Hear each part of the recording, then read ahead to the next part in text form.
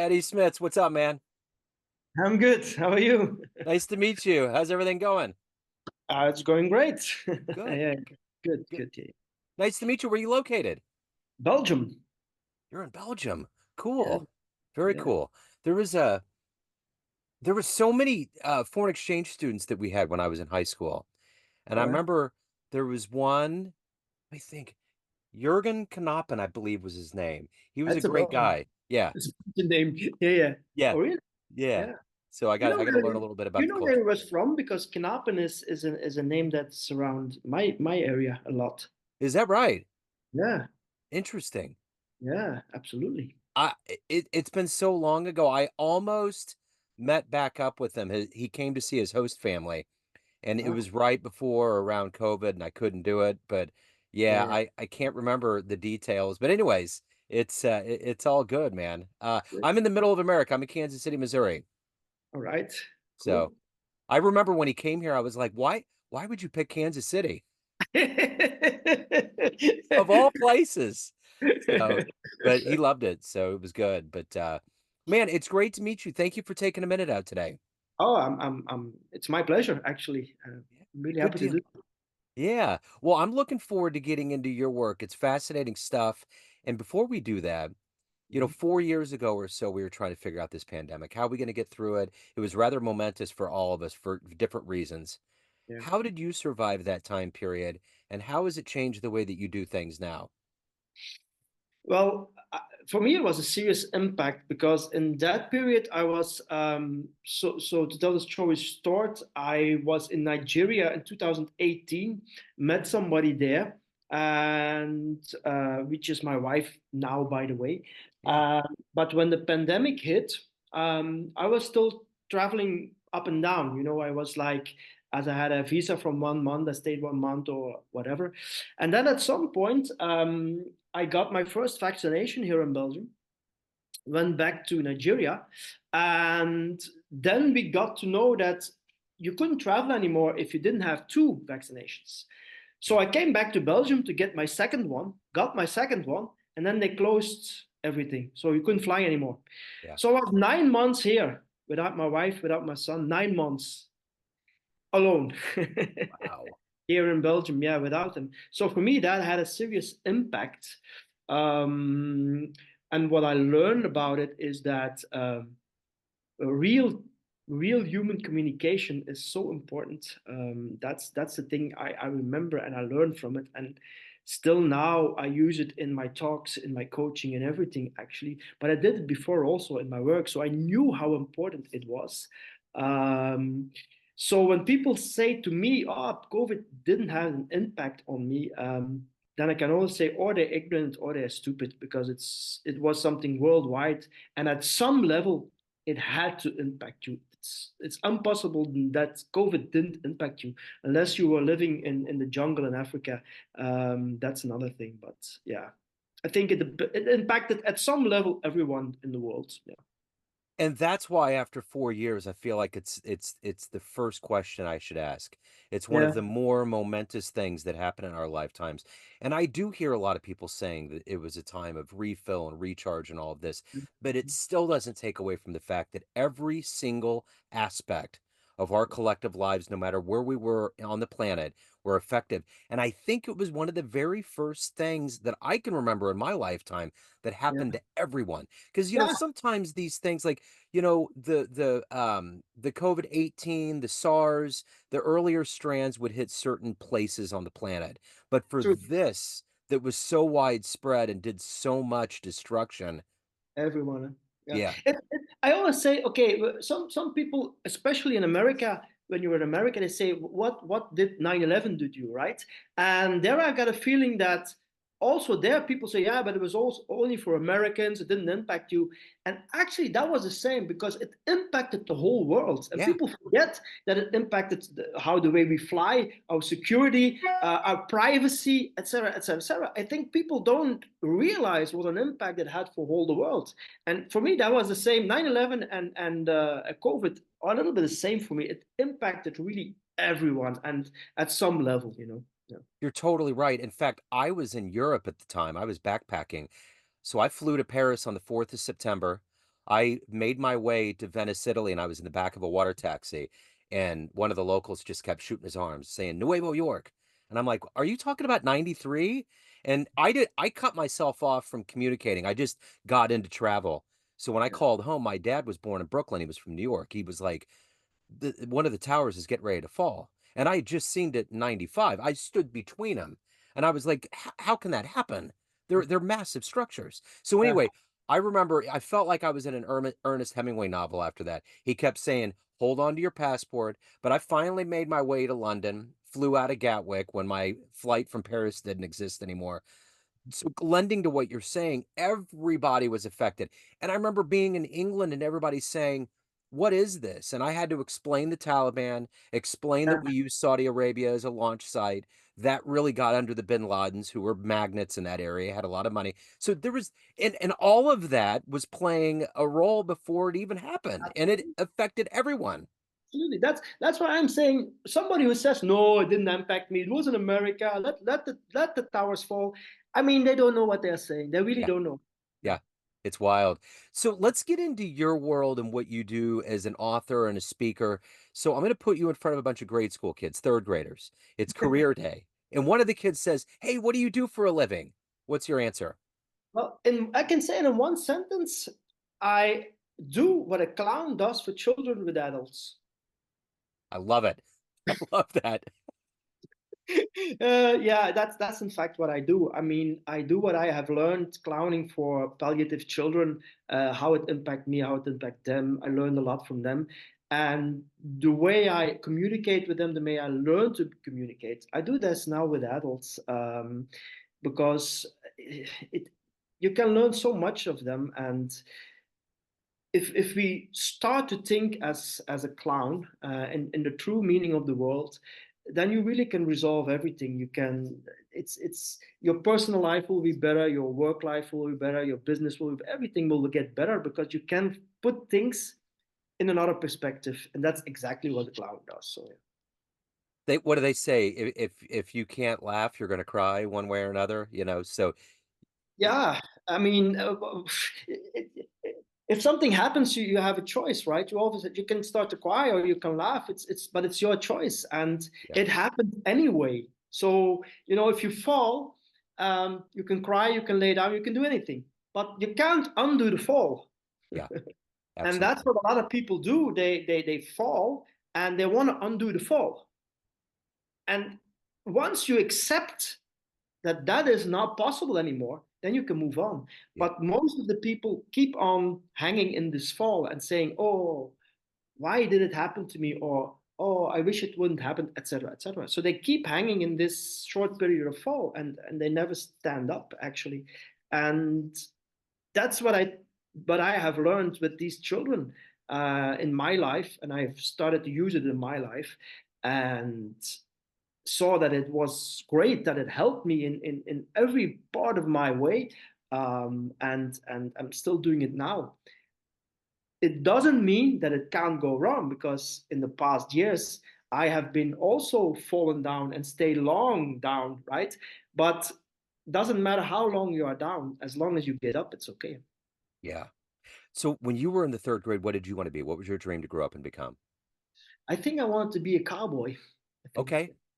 Yeah, that's the thing, and I always ran around with hats and with these fake guns and stuff, as a kid, and also my mother, at some point. I was 10 years old, and so my mother wanted to have a picture of me, photo shoot, and she took me to the photographer, and she dressed me those nice clothes and stuff. So she brought them. Sorry, she brought these nice clothes, but of course I had my cowboy hat and my shirt as a cowboy. So that's how I arrived at the photographer. And my mom said, "Oh wait, I'm going to put on his clothes." And the photographer said, "No, no, no, no, no. I want him like this." So that was a photo shoot of me as a cowboy, as a 10-year Wow. old. Yeah, and I still have that picture. The picture, my mom passed away not so long ago. She had that on her room, and I have that now in my house. That picture. So Wow. for me of the clown, yeah. Wow, what a great memory, man. So take me back to your where you were born and raised. What were the foundational seeds that were planted into you to speak and to write and to give of yourself to help people get to a better place in their lives? Yeah, so it's a little bit funny. Funny. I mean, I was growing up my mother was a housewife. My father was in construction first, and later he worked in Ford factory here, where I live.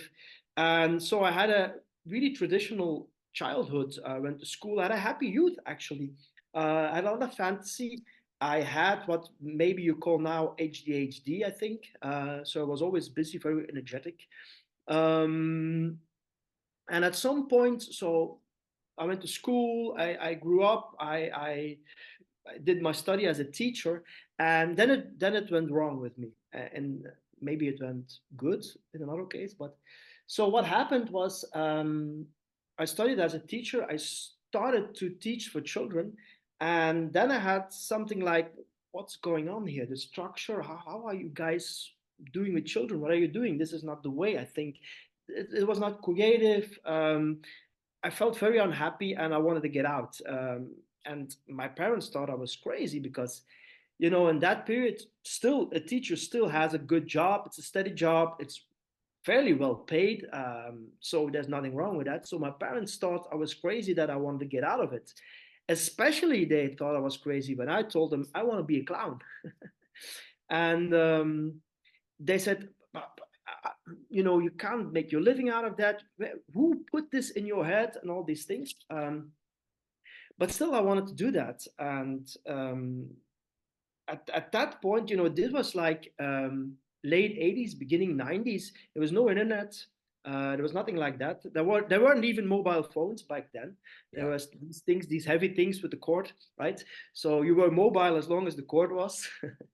um, and I had to look things up in the library, some videotapes, and slowly but surely I learned about clowning. I went to children parties, learned to clown, etc., etc.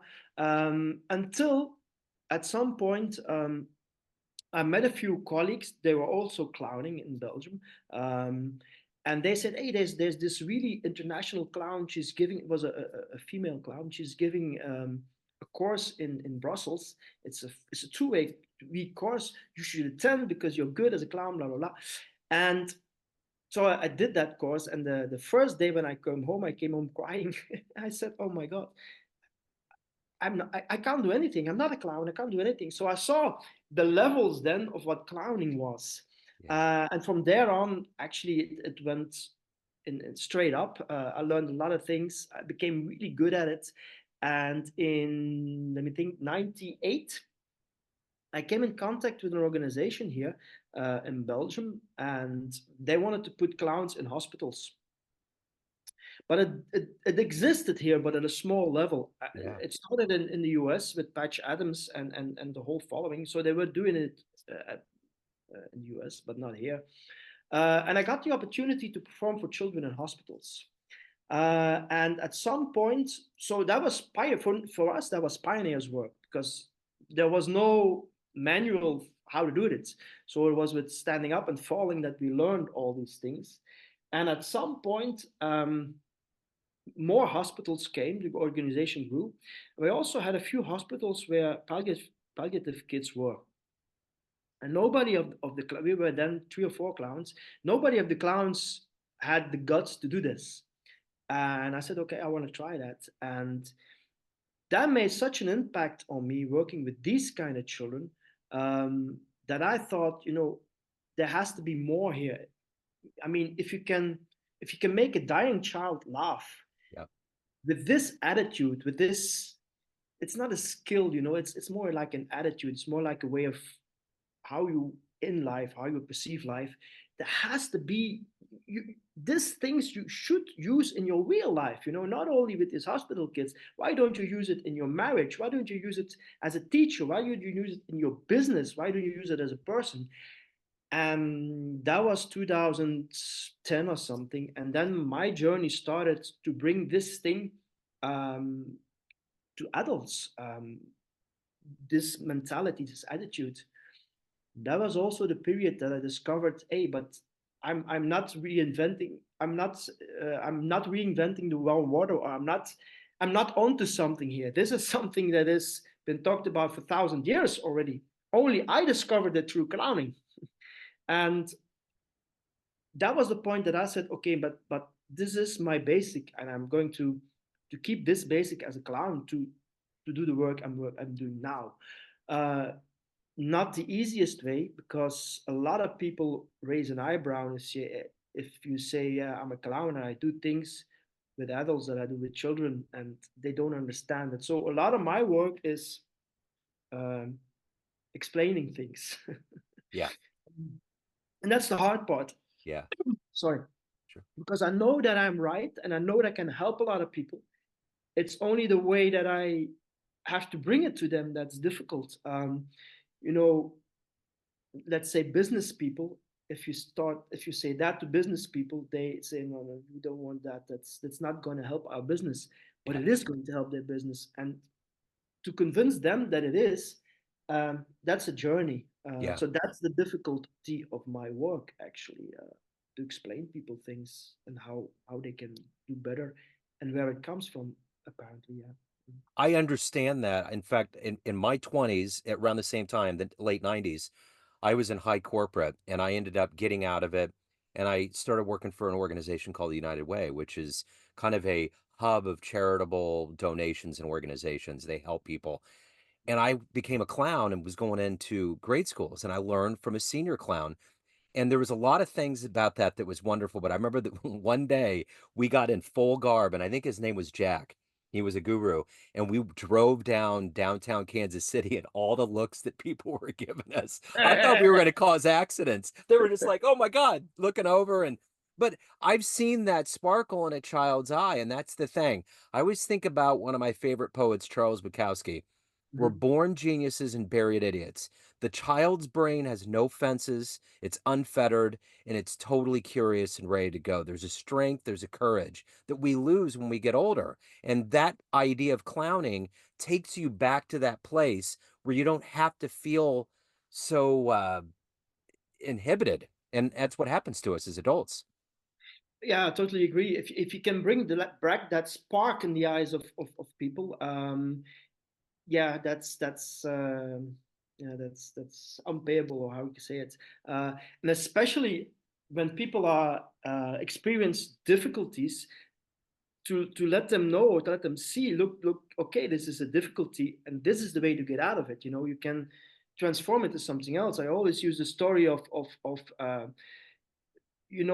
when they had chemo, these kids, they yeah, their hair fell out, and I always was like, now I was bald, I shaved my head, and the thing I always told them was, hey, it's good thing you're bald. And they had like something, because that was the baldness was something they were not afraid of, ashamed of. They were afraid of it, ashamed, especially. So they wore like these nice bandanas, and they were colored, and that's all fine.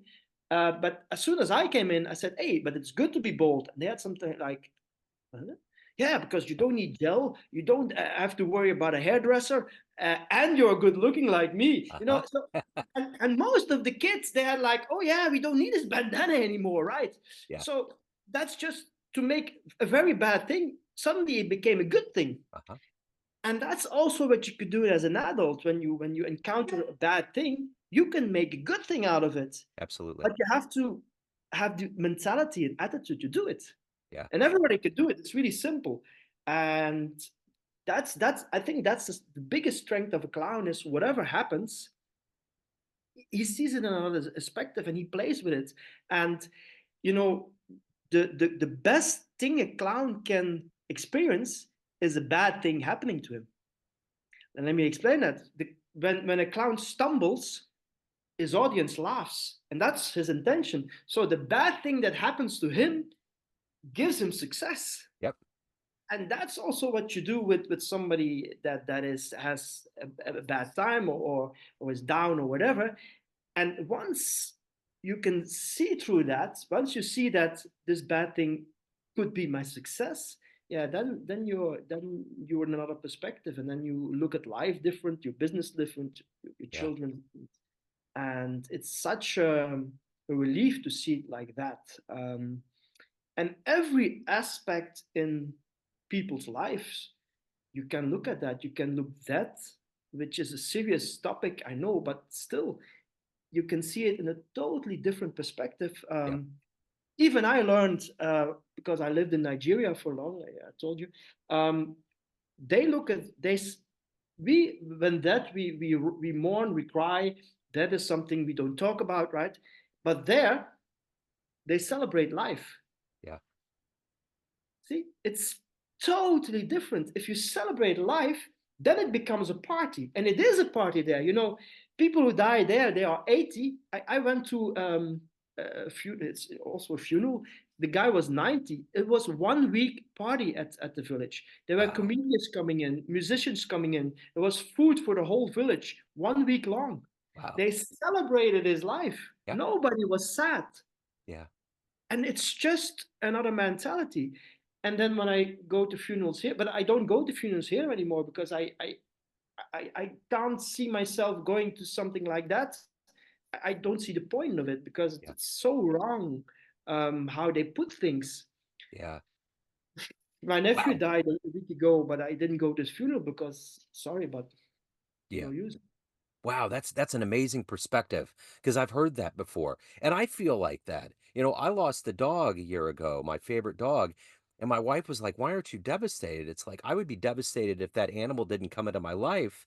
And what a wonderful life it had. I mean, what a wonderful existence. It's like you just celebrate the exuberance, and that's the thing about us being here. It's like Yeah. if you make it that long, come on. And everybody, everybody dies. Yeah. Everybody dies. Uh-huh. That's the only certainty we have in life. Yep. That's the only thing Yep. we know for certain. So, Yeah. yeah, Absolutely.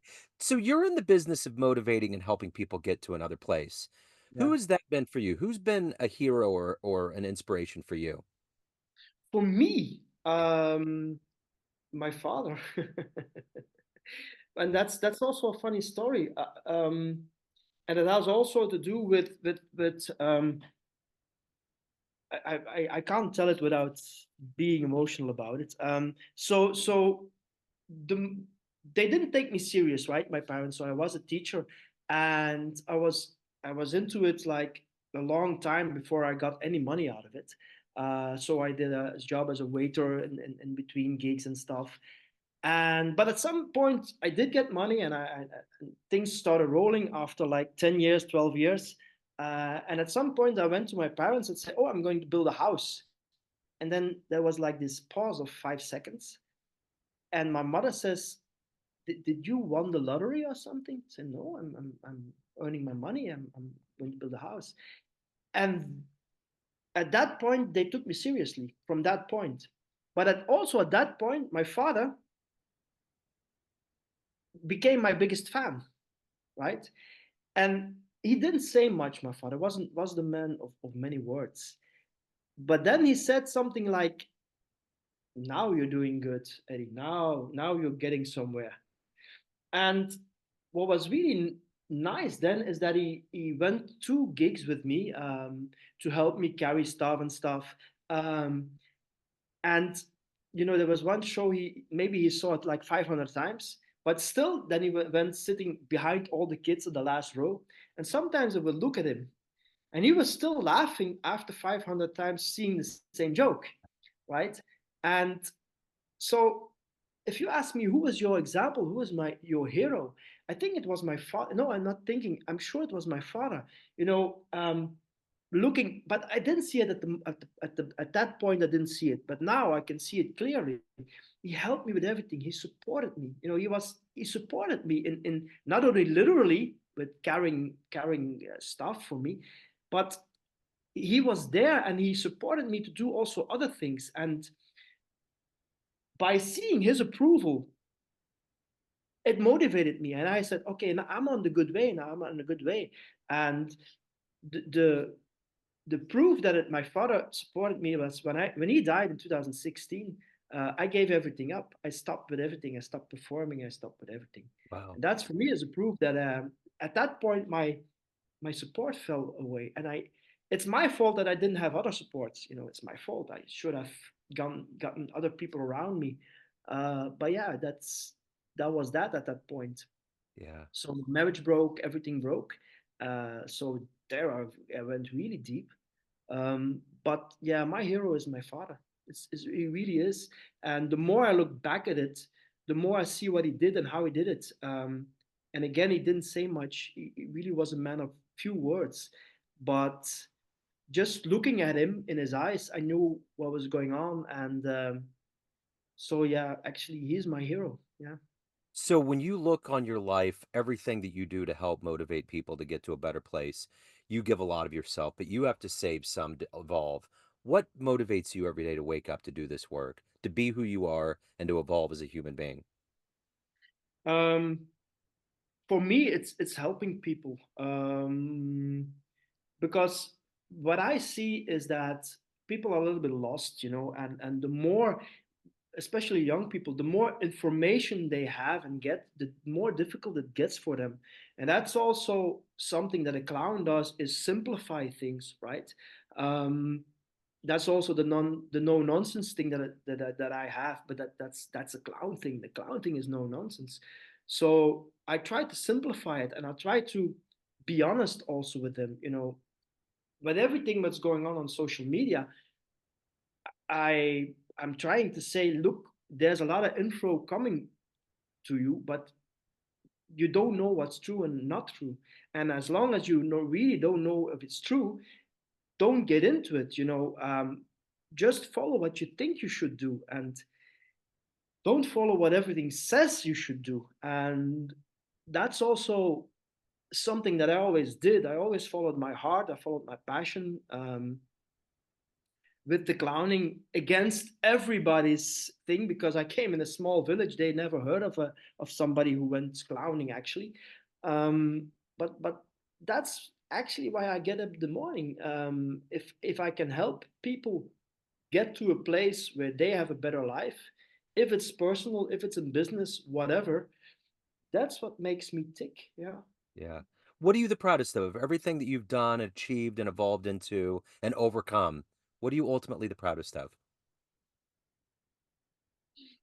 Um, I made a few in the days. I made a few theater shows that now, in that time you're so busy with everything that you go over it.